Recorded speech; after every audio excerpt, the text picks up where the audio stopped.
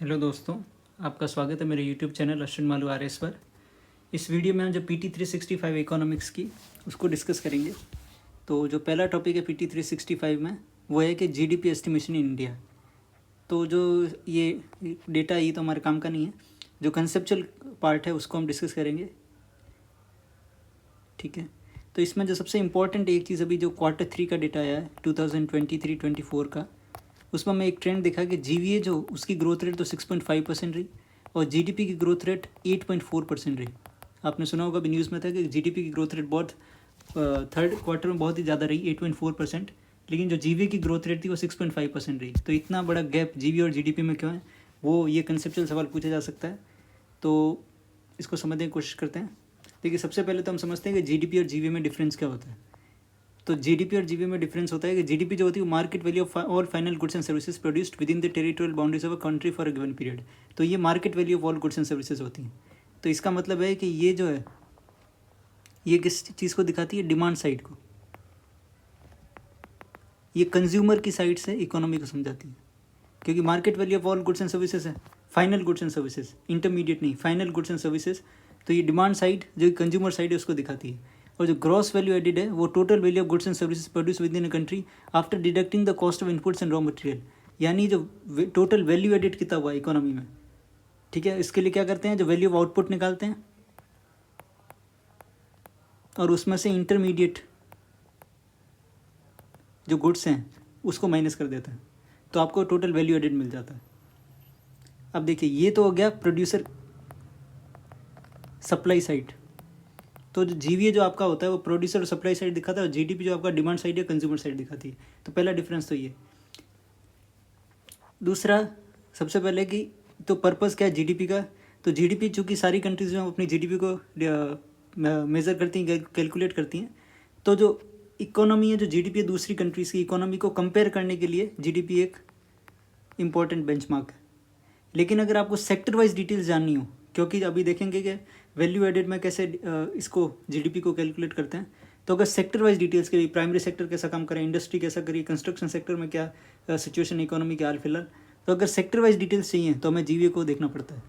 जैसे हमें देखना पड़ेगा कि जैसे जो जीडीपी है वो 3 तरीके से कैलकुलेट की जाती है। एक तो आपका जो प्रोडक्शन या वैल्यू एडेड मेथड, एक इनकम मेथड और एक एक्सपेंडिचर मेथड। एक्सपेंडिचर का तो आपको पता है सबसे इंपॉर्टेंट फॉर्मूला ही C+G+I+X-N। तो सी होता है कंजम्पशन, जो कि 60% हमारी जीडीपी का जो वो 60% जो कंजम्पशन से आता है। गवर्नमेंट इन्वेस्टमेंट, इन्वेस्टमेंट जो कि ग्रॉस फिक्स्ड कैपिटल फॉर्मेशन भी बोलते हैं। और एक्सपोर्ट माइनस इंपोर्ट्स, तो ये तो हमारा नेगेटिव ही रहता है, क्योंकि हमारे जो एक्सपोर्ट्स है वो इंपोर्ट से कम रहते हैं। हाल फिलहाल में जो गवर्नमेंट है वो गवर्नमेंट कैपेक्स उस पर बहुत ज़्यादा ध्यान दे रही है। आपको बताओ अब 3.3% ऑफ जीडीपी तक जो है वो चला गया है, जो कि पहले बहुत कम था। तो गवर्नमेंट इन्वेस्टमेंट पे बहुत ही फोकस कर रही है। दूसरा इनकम मेथड है। इनकम मेथड का मतलब है कि जो फैक्टर सर्विसेज प्रोडक्शन की होती है, फैक्टर सर्विसेज क्या होती है, लैंड, लेबर, कैपिटल और एंटरप्रेन्योरशिप। तो ये जो फैक्टर सर्विसेज हैं, ये जो भी प्रोवाइड करवाते हैं, इनके बदले में जो इनकम मिलती है आप उसको कैलकुलेट कर लो। यहाँ पे एक्सपेंडिचर कैलकुलेट किया जा रहा है, यहाँ पे इनकम कैलकुलेट की जा रही है। जैसे एम्प्लॉयज़ जो भी किसी भी ऑर्गेनाइजेशन में एम्प्लॉयज़ होते हैं, वो अपनी कौन सी, एक तो लेबर दे रहे हैं, ठीक है, तो उसके बदले में उनकी जो इनकम मिलती है, कंपनसेशन ऑफ एम्प्लॉयज़ बोलते हैं उसको, मतलब उनकी सैलरीज हो गई या सोशल सिक्योरिटी या कोई और असिस्टेंस उनको मिल रहा हो। Mixed income of self employed. Self employed का मतलब जिन्होंने किसी को रख नहीं रखा है। जैसे यहाँ पे तो एम्प्लॉयज़ को रख रखा है एम्प्लॉयर ने। यहाँ पे जैसे मान लो कोई बार्बर है, वो अपनी शॉप खुद ही चला रहा है, तो अगर वो अपनी शॉप खुद ही चला रहा है तो यहाँ पे सैलरी भी वो खुद ही ले रहा है और प्रॉफिट भी वो खुद ही ले रहा है, ठीक है। तो मिक्स्ड इनकम, मिक्स्ड मतलब सैलरी भी उसकी, प्रॉफिट भी उसका। एम्प्लॉयर, प्रॉफिट एम्प्लॉयर का, लेकिन सैलरी किसको मिल रही है, एम्प्लॉय को। लेकिन बार्बर के यहाँ तो एम्प्लॉय भी वही और एम्प्लॉयर भी वही है, तो सैलरी भी वही और प्रॉफिट भी वही ले रहा है। एग्जाम्पल के लिए ऑपरेटिंग सरप्लस, जो कंपनी है या ऑर्गेनाइजेशन है वो अपनी लैंड यूज़ कर रही है प्रोडक्शन के लिए, तो उस लैंड पे कुछ रेंट मिल सकती थी। अपना कैपिटल लगा रही है तो उस कैपिटल पे कुछ इंटरेस्ट मिल सकता था। और एंटरप्रेन्योरशिप अपनी दे ही रही है तो उसके बदले में उसको जो प्रॉफिट मिल रहा है। तो इन सबको मिला के जो वो इनकम मेथड से कैलकुलेट की जाती है। और जो लास्ट मेथड है वो है प्रोडक्शन वैल्यू एडेड मेथड। इसमें प्राइमरी सेक्टर, एग्रीकल्चर सेक्टर या सेकेंडरी सेक्टर या टर्शरी सेक्टर, और उसमें भी अलग अलग सेक्टर्स, जैसे एग्जांपल के लिए ये देखिए जो हमारा जीवीए कैलकुलेट होता है वो इस तरीके से होता है। ये primary sector, agriculture, forestry and fishing. वैसे देखिए माइनिंग और क्वेरिंग को जनरली प्राइमरी सेक्टर में ही गिना जाता है इकोनॉमी में, लेकिन जो जीवीए की कैलकुलेशन हमारे यहाँ होती है उसमें माइनिंग और क्वेरिंग को इंडस्ट्री के अंतर्गत रखा गया है, तो ये ध्यान रखिएगा। तो एग्रीकल्चर इंडस्ट्री में mining and quarrying, manufacturing, electricity, gas, water supply and other utility services, ये ध्यान रखिए सर्विसेज लिखी हुई लेकिन ये इंडस्ट्री में, और कंस्ट्रक्शन, और बाकी ये तीन जो है वो सर्विसेज में आते हैं। तो आपको पता है सर्विसेज का हमारी इकोनॉमी में सबसे ज़्यादा योगदान है, तो सबसे ज़्यादा योगदान किसका है? Financial, real estate and professional services. Services में सबसे ज़्यादा किसका योगदान है? Financial, real estate and professional services. फिर उसके बाद में trade, hotels, transport, communication services related to broadcasting, और सबसे कम आप मान सकते हैं लगभग electricity, gas, water supply percentage के मामले में। तो ये ठीक है। ये तो अगर आपको मान लीजिए जैसा हमने पढ़ा था कि सेक्टर वाइज अगर आपको इकोनॉमी की सिचुएशन पता करनी हो तो GVA is a good marker. लेकिन अगर आपको जीडीपी कैलकुलेट करनी हो अलग अलग कंट्रीज़ की, जैसे यूएसए की जीडीपी या जापान की जीडीपी, इंडिया की जीडीपी, तो अभी भी कैलकुलेट होती है। तो कैसे होती है कि आईएमएफ जो फोरकास्ट निकालता है कि जो ग्रोथ रेट रहेगी जीडीपी में वो इंडिया की इतनी रहेगी, यूएसए की इतनी रहेगी। तो अगर कंट्रीज़ को कंपेयर करना है तो जीडीपी अच्छा मार्कर है, और अगर सेक्टर वाइज एक कंट्री का सेक्टर वाइज अपने को एनालिसिस करना है तो जीवीए इंपॉर्टेंट है। तो ये आपको समझ में आ गया होगा। अब डिपेंड कर, अब ये जो उसमें था कि जीडीपी और जीवीए में इतना डाइवर्जेंस क्यों देखा गया इस बार वाले Q3 में। तो देखिए जीडीपी और जीवीए में जो फॉर्मूला के बेसिस पे जो रिलेशनशिप है वो ये है, GDP equal to GVA plus net taxes minus net subsidies. जैसे मैंने आपको बताया कि जीवीए जो वो प्रोड्यूसर के साइड से है, तो मान लीजिए प्रोड्यूसर ने कोई प्रोडक्ट बनाया ए, ये मैं बहुत सिंपल तरीके से समझा रहा हूँ, इसमें बहुत सारी कॉम्प्लेक्सिटीज़ भी हो सकती हैं, लेकिन समझने के लिए हम इसको इतना सिंपल करें। तो प्रोडक्ट ए मान लो 100 रुपीज़ का है, अब गवर्नमेंट ने इसको कोई सब्सिडी दी होगी, मान लीजिए 20 रुपये की सब्सिडी दी, तो अब ये कितना हो गया 80, तब ये मार्केट में कंज्यूमर को 80 में बेचेगा। लेकिन कुछ जीएसटी भी लगता है, तो जीएसटी मान लो 30 रुपये, तो ये कितना हो जाएगा 110 रुपये। तो जो ये जो है 100 रुपये जो कॉस्ट ऑफ प्रोडक्शन आई, ये तो है जीवीए। अब जीवीए 30 रुपये टैक्सेस के हमने ऐड किए और सब्सिडीज़ के माइनस किए, तो इस तरीके से हमको मिलती है जीडीपी, और जीडीपी हमने देखा कंज्यूमर की साइड से। ठीक है, तो अब देखिए अगर टैक्सेस बहुत ज़्यादा एकदम से इंक्रीज़ हो जाए तो जीडीपी बढ़ी हुई दिखेगी। ठीक है, तो यही हुआ है कि इस बार जो इतना डाइवर्जेंस जीडीपी और जीवीए में दिखने को मिला है उसका सबसे बड़ा कारण है कि इनडायरेक्ट टैक्सेस में जो ग्रोथ थी इस क्वार्टर में बहुत ज़्यादा थी, सिग्निफिकेंट थी। तो इसलिए आपको अभी समझ में आ गया होगा कि इसको कभी कभी नेट इनडायरेक्ट टैक्सेस भी लिख लेते हैं। तो अगर कोई पूछे कि ये जीडीपी और जीवीए में जो डाइवर्जेंस है उसका, तो नेट इनडायरेक्ट टैक्सेस की ग्रोथ जो है वो सबसे ज़्यादा या बहुत ज़्यादा रही इस बार। ठीक है, तो ये भी हमने डिस्कस कर लिया। अब एक चीज़ जो डिस्कस करनी रह गई कि 2014-15 में हमारे जीडीपी कैलकुलेशन में हमने कुछ चेंजेस किए। एक तो चेंज हमने यही किया कि 2011-12 बेस ईयर कर दिया, कि जो पहले 2004-5 था, पहला चेंज। दूसरा चेंज हमने ये किया कि जो पहले जो इंडस्ट्रीज़ का डेटा लेते थे वो आईआईपी यानी इंडेक्स ऑफ इंडस्ट्रियल प्रोडक्शन और एनुअल सर्वे ऑफ इंडस्ट्रीज़,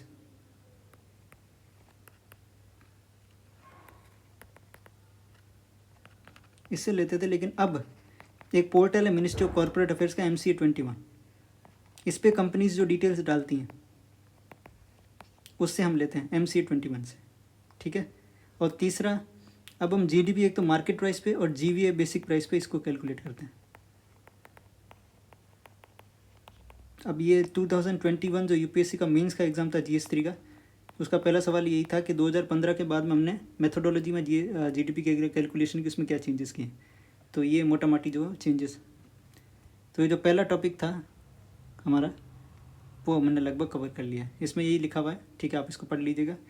भाई इसमें एक और चीज़ कम लिखी हुई थी वो भी मैंने आपको बता दी है, और ये जो न्यू सीरीज़ है उसने जो लेटेस्ट रिकमेंडेशन है सिस्टम ऑफ नेशनल अकाउंट्स की उसको भी कवर कर लिया। ठीक है, अब ये जो ये मेंस स्पेसिफिक है कि भाई क्यों गुड मार्कर नहीं है, कि भाई जीडीपी में क्या क्या है। तो जीडीपी में market value final goods and services हैं, तो गुड्स एंड सर्विसेज काउंट होती हैं। तो जो क्राइम, पोल्यूशन, इनइक्वालिटी, जो क्वालिटी ऑफ लाइफ है उसका इससे पता नहीं चलता है। ठीक है, तो सोशली नेगेटिव एक्टिविटीज़ हो गई वो भी इसमें नहीं काउंट होती, और जिनकी मॉनेटरी वैल्यू नहीं होती, जैसे वॉलेंट्री एक्टिविटी हो गई या कई बार जो जैसे हाउस होल्ड वर्क है, ठीक है, तो वो उसका भी कोई कैलकुलेशन नहीं हो पाता, क्योंकि मॉनेटरी वैल्यू उसकी नहीं हो पाती, ठीक है। तो अब आगे बढ़ते हैं। जो दूसरा टॉपिक है वो है national multi dimensional poverty index, ठीक है। तो नीति आयोग ने इसको रिलीज़ किया, सबसे पहली चीज़ तो यही, ठीक है। अब देखिए मल्टी डायमेंशनल पॉवर्टी जो है वो एक तो वर्ल्ड लेवल पे भी होती है, तो वर्ल्ड लेवल पे इसको कौन रिलीज़ करता है? तो global multi dimensional poverty index को तो करता है UNDP plus Oxford poverty and human development initiative, और इंडिया के लिए यूज़ जो नीति आयोग जो वो उसको रिलीज़ करता है। तो इसकी की फाइंडिंग्स क्या है? तो एक तो कि पॉवर्टी हेडकाउंट रेशो में सिग्निफिकेंट डिक्रीज 29.17% जो पॉवर्टी हेडकाउंट रेशो था वो घट के मात्र 11.23% 11.23% पे आ गया 2022-23 में। तो इतना सिग्निफिकेंट, यानी लगभग 25 करोड़ लोगों को, यानी 25 करोड़ पीपल को हमने मल्टी डायमेंशनल पॉवर्टी से बाहर निकाल दी इन लास्ट 9 ईयर्स में, ठीक है। अब ये आप देख लीजिएगा, इसमें इतना कुछ उत्तर प्रदेश वगैरह इन्होंने अच्छा, क्योंकि यहीं सबसे ज़्यादा गरीबी भी यहाँ सबसे ज़्यादा इन स्टेट्स में थी, तो इम्प्रूवमेंट भी यहाँ सबसे ज़्यादा जब वो दिखा है।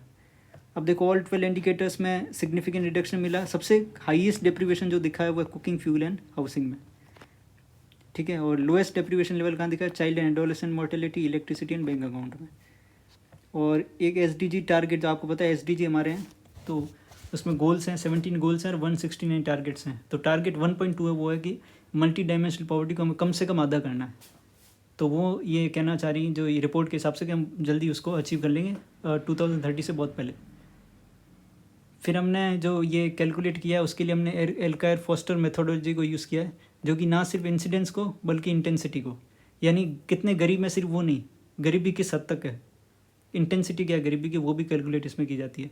To identify the poor the AF method counts the overlapping और simultaneous deprivations that a person household experience in different indicators of poverty. तो हम देखेंगे बहुत सारे इंडिकेटर्स पे, यहाँ पे जैसे 12 इंडिकेटर्स लिखे हुए हैं, बहुत सारे इंडिकेटर्स पे कैसे जो है वो ये करती है।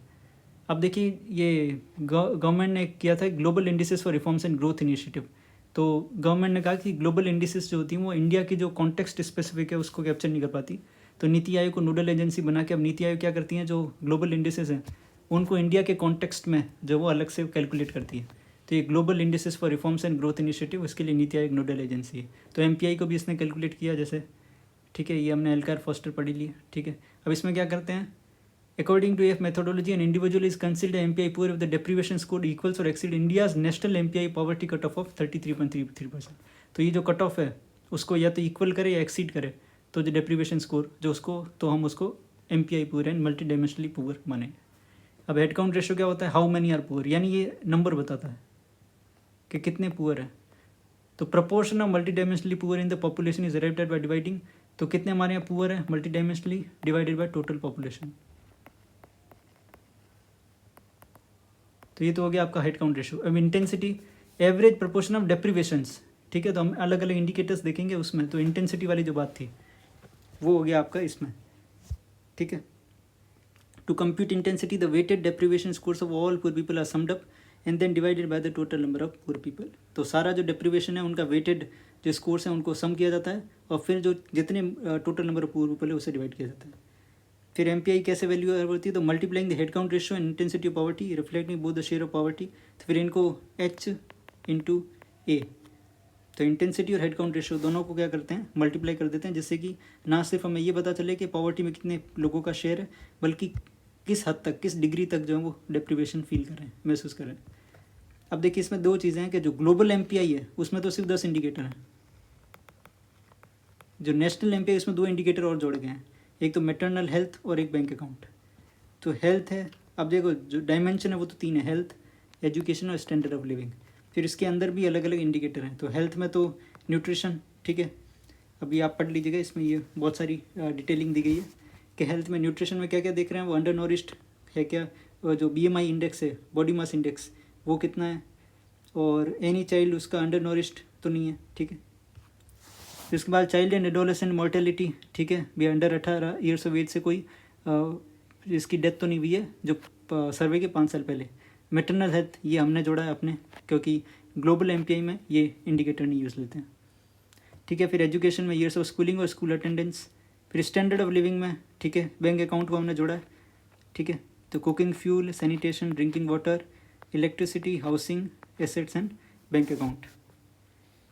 अब देखिए इसको याद करने की ट्रिक अगर बनाना चाहें तो जैसे ए से, जैसे लैंग्वेज वाइज ही चलते हैं, तो ए से एसेट्स, बी से बैंक अकाउंट, सी से कुकिंग फ्यूल, डी से ड्रिंकिंग वाटर, ई से इलेक्ट्रिसिटी, एफ से कुछ है नहीं, फिर सीधा कौन कौन सा, एक तो एस बचा और एक एच बचा, तो एच और एस ये अलग से याद रख लिया, बाकी ए से ई तक तो आपको याद रह जाए। ए से एसेट्स, बी से बैंक अकाउंट, सी से कुकिंग फ्यूल, डी से ड्रिंकिंग वाटर, ई से इलेक्ट्रिसिटी, एच से आपका हो गया वो हाउसिंग और एस से हो गया सैनिटेशन। अब इसमें ये दिखाया गया कि कौन कौन सी चीज़ें जो आपको लग सकती हैं कि भाई ये इसमें इंडिकेटर्स हो सकते हैं, लेकिन वो इंडिकेटर्स हैं नहीं, तो वो आपको ध्यान रखना है। एक तो per capita income, literacy rate और लाइफ एक्सपेक्टेंसी, ये आपके इंडिकेटर्स नहीं है एमपीआई में। तो ये आपका हो गया एमपीआई। ये डायरेक्ट बेनिफिट ट्रांसफ़र इतना इंपॉर्टेंट है नहीं, बस इतना है कि गवर्नमेंट ने 2014 से 23 तक अब तक 2.73 लाख करोड़ रुपए डीबीटी के थ्रू बचाए, ठीक है। तो ये बहुत सारा आप देख लीजिएगा, cash transfer, in kind transfer, other transfers, ठीक है। फिर की इनेबलर्स क्या हैं डीबीटी, अब ये जरूर ध्यान, नोडल एजेंसी, ये डीबीटी मिशन जो है कैबिनेट सेक्रेटेरिएट में है, under secretary coordination and PG, तो ये ध्यान रखिएगा। और channel through the public finance management system. And Aadhaar is not mandatory for in DBT schemes. बाकी जेम है, बिजनेस करेस्पॉन्डेंट इंफ्रास्ट्रक्चर है, पेमेंट्स बैंक है और मोबाइल मनी। अब एसएचजी पे 2023 में यूपीएससी प्री में सवाल आ चुका है, ठीक है। तो उसमें जो ये पूछा था कि एसएचजी बैंक लिंकेज प्रोजेक्ट है, वो उन्होंने दे दिया था कि एसबीआई का है, जबकि ये नाबार्ड का था, ये लॉन्च बाय नाबार्ड, ठीक है। और 3 स्टेटमेंट थे, उसमें एक स्टेटमेंट ये था। तो जो अब ये एसएचजी वाला तो ठीक है, सवाल आ गया, लेकिन जो अभी एक इम्पॉर्टेंट स्कीम जो है लखपति दीदी, ठीक है। अभी लखपति दीदी कौन है, तो इसमें एन एसएचजी मेंबर, सबसे पहले तो वो एसएचजी मेंबर होगी, यानी किसी सेल्फ हेल्प ग्रुप की वुमेन मेंबर होगी जिसकी एनुअल डोमेस्टिक इनकम जो है वो 1 लाख या उससे ज़्यादा है, 1 लाख या मोर है। अब ऐसी 3 करोड़ महिलाओं को, पहले ये 2 करोड़ महिलाओं को देने का था, फिर बाद में जो इंटरिम बजट इस साल का आया उसमें 3 करोड़ महिलाओं को, यानी 3 करोड़ जो वुमेन है, जो खासकर एसएचजी मेंबर्स हैं। इसमें इंपॉर्टेंट है कि ये एसएचजी मेंबर्स के लिए ही है, यानी इस बेनिफिट के लिए जो वुमेन का है वो एसएचजी मेंबर होना ज़रूरी है, उसकी एनुअल इनकम जो है वो डोमेस्टिक इनकम वो 1 लाख या उससे ज़्यादा होनी ज़रूरी है। तो ऐसी 3 करोड़ वुमेन को 1 से 5 लाख तक का, यानी 1 to 5 लाख का जो लोन है, इंटरेस्ट फ्री लोन, वो दिया जाएगा, ठीक है। तो it is based on women lead development approach. और मिनिस्ट्री आपको ध्यान रखनी है, मिनिस्ट्री ऑफ रूरल डेवलपमेंट, ठीक है। आपको बताइए एसएचजी जो है वो जनरली इस स्कीम के थ्रू बनाई जाती हैं, मोबिलाइज की जाती हैं। Deendayal Antyodaya Yojana, national rural livelihood mission, तो ये मिनिस्ट्री रूरल डेवलपमेंट की है, तो इसलिए ये लखपति दीदी भी जो मिनिस्ट्री रूरल डेवलपमेंट की है। इंडिया में अराउंड 1.2 करोड़ एसएचजीज हैं, और बहुत ही ध्यान रखने वाली बात है कि 88% of them are all women based, तो ये बहुत ही इंपॉर्टेंट है। बाकी कुदम श्री केरला में जीविका, ये सब मेरे हिसाब से मेंस के ज़्यादा काम का है, सिग्निफिकेंस भी मेंस के काम का है। बाकी ये स्कीम्स सारी आप याद रखिए, एक तो Deendayal Antyodaya Yojana, national rural livelihood mission, minister rural development, क्या काम है इसका, organising rural poor women into एसएचजीज and continuously nurturing and supporting them, इसका रीनेम कर दिया गया बाद में ये। फिर स्टार्टअप विलेज एंटरप्रेन्योरशिप प्रोग्राम, ठीक है, तो ये एक सब स्कीम है इसके अंडर में। तो इसमें क्या होगा, एसएचजी को setup enterprises at the village in non farm sectors. तो एक तो आपको पता होगा कि हमारे यहाँ एग्रीकल्चर सेक्टर में बहुत ज़्यादा पॉपुलेशन है, जिसको डिस्गाइज्ड अनएम्प्लॉयमेंट बोलते हैं। तो इसके थ्रू जो है वो नॉन फार्म सेक्टर्स में जो है वो जॉब्स क्रिएट, या उनको ज़्यादा जो फार्म सेक्टर से लोगों को निकाल के नॉन फार्म सेक्टर में ले जाने के लिए।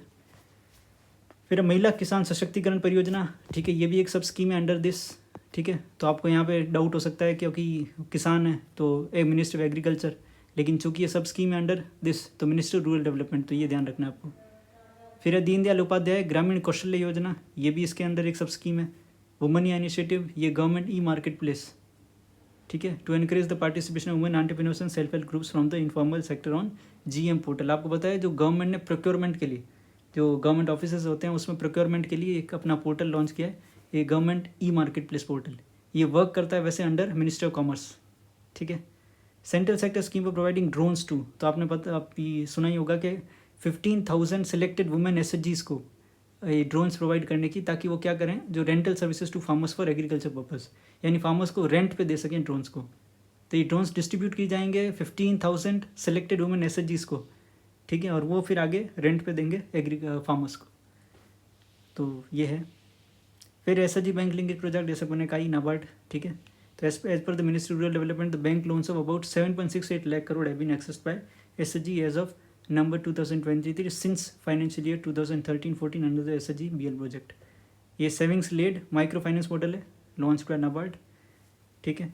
Under the scheme banks were allowed to open savings accounts accessing credit subsidise rate of interest to for self help groups. तो सेल्फ हेल्प ग्रुप्स अपना सेविंग्स अकाउंट खोल सकते हैं, ठीक है, क्रेडिट को एक्सेस कर सकते हैं सब्सिडाइज रेट ऑफ इंटरेस्ट पे, ठीक है। कंपोनेंट्स क्या होंगे, एक तो जो बैंक के ब्रांच मैनेजर्स हैं उनकी ट्रेनिंग करना, सेंसिटाइज करना। दूसरा जो बैंक सखीज़ हैं रूरल बैंक ब्रांचेस पे, उनको ट्रेन करना, पोजीशन करना। फिर community based repayment mechanism rural bank branches पे, फिर क्रेडिट लिंकेज ऑफ एसएचजीज। तो ये फेज देख लीजिएगा इतना, ठीक है, इसमें ज़्यादा कुछ। अब ये एक रिपोर्ट जो है वो लॉन्च हुई, micro matters macro view was released by micro finance industry network, ठीक है। अब ये क्या है, तो micro finance industry network is an association of non banking financial company micro finance institutions established in 2009। तो जो नॉन बैंकिंग फाइनेंशियल कंपनीज़ हैं, स्पेशली जो माइक्रो फाइनेंस इंस्टीट्यूशंस वाली, इस एसोसिएशन के द्वारा ये रिपोर्ट माइक्रो मैटर्स, अच्छा, ये जो एसोसिएशन है माइक्रो फाइनेंस इंडस्ट्री नेटवर्क जिसने ये रिपोर्ट रिलीज़ की है, ये एसोसिएशन है नॉन बैंकिंग कंपनी जो माइक्रो फाइनेंस इंस्टीट्यूशंस है उनका, ठीक है। और ये अम्ब्रेला बॉडी है जो micro finance institute, micro finance मतलब जो बहुत ही छोटे लोन्स देते हैं, ठीक है, माइक्रो आपको नाम से पता चल रहा है। तो micro finance refers to financial services provided to low income individuals और groups who are typically excluded from traditional banking. तो आपको पता है जो लो इनकम इंडिविजुअल्स होते हैं, ग्रुप्स होते हैं, उनको जो बैंक के जो क्रेडिट मिलने में बड़ी मुश्किल आती है, ठीक है। तो उनके लिए माइक्रो फाइनेंस की जो फाइनेंशियल सर्विसेज प्रोवाइड करवाना। द की फाइंडिंग्स क्या है, जो NBFC MFIs हैं followed by banks are the largest provider of micro credit.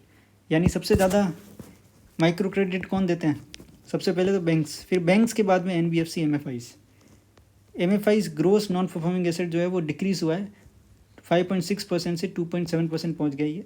और the share of east and north eastern state fell to 34.9% from 37.7%। तो इस रिपोर्ट के हिसाब से एक तो बैंक्स के बाद में ये सबसे ज़्यादा देते हैं, फिर दूसरा जो नॉन परफॉर्मिंग एसेट है वो कम हो गया 5.6% से 2.7%, और जो ईस्ट और नॉर्थ ईस्टर्न स्टेट्स है उनका शेयर जो है वो गिर गया है 37.7% से 34.9%, ठीक है। तो ये हमने डिस्कस किया। अगले वीडियो में हम इसका जो चैप्टर 2 है उसको डिस्कस करेंगे। आपको अगर ये वीडियो अच्छा लगा हो तो इसको शेयर कीजिएगा, लाइक कीजिएगा, सब्सक्राइब कीजिएगा मेरे चैनल को। Thank you.